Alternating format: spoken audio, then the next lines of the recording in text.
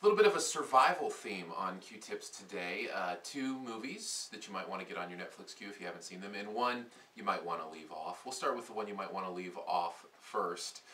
It's called It's Kind of a Funny Story, and really if I had to sum it up quickly, it's kind of a boring story, and that's why I would say you might want to leave it off your Netflix queue. But it is a story about a young man who wants to commit suicide, or believes he wants to commit suicide, so he checks himself into a mental hospital, and the story revolves around those relationships, both with the people he meets in the mental hospital and with people he knew before he got there, like parents and family and some friends from school. And aside from the relationship moments, which can be poignant and maybe a little bit interesting, the movie really just kind of drags.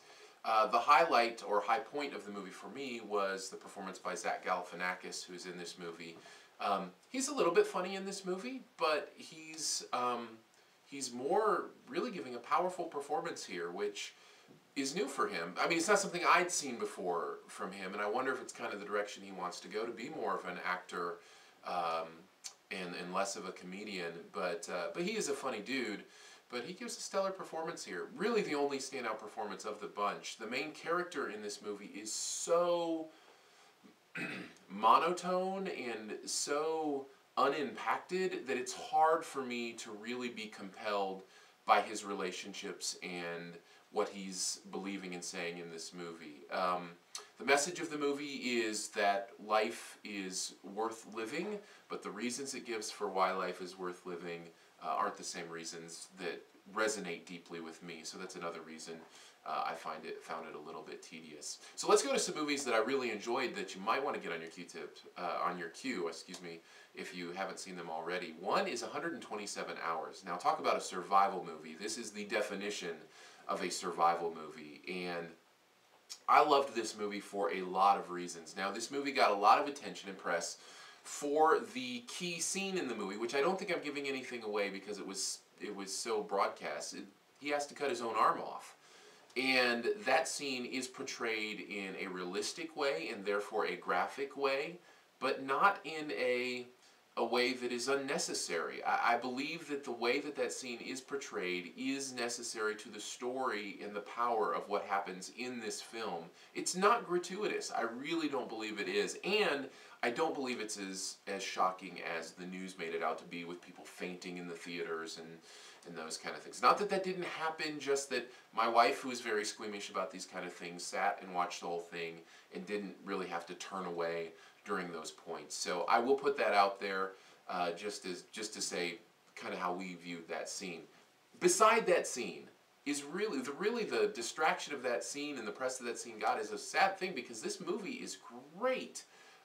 Astonishing performance in this movie, and astonishing story.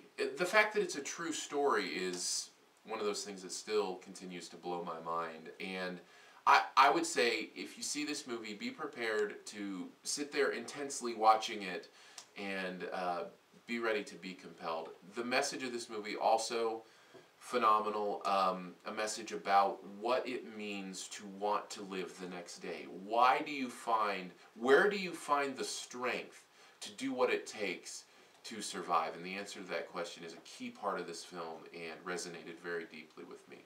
The last is more of a fun survival movie. It's called Unstoppable, and it features Denzel Washington and a runaway train. Also Chris Pine, who gained popularity, or at least notoriety, as Captain Kirk, the new Captain Kirk in the new Star Trek movies. But both Chris Pine and Denzel Washington are great in this movie, and they work great together. Their chemistry, I think, is what makes this movie work. It is intense, it is compelling, it is well edited. This movie is one of the most well edited movies I've ever seen. It just clips along at exactly the right pace, gives you the information that you need to know when you need to know it to be able to root for these guys to stop this runaway train, paints the characters perfectly. There is one flaw in this movie, and it's the daughters, the girls that play the daughters of Denzel Washington. Those characters were unnecessary. They added no depth to him where they should have. They're his daughters, and yet the way they portrayed them really came up shallow and empty for me. I didn't believe it at all. that is one small mark on a movie that I found very entertaining, very compelling, and would highly recommend.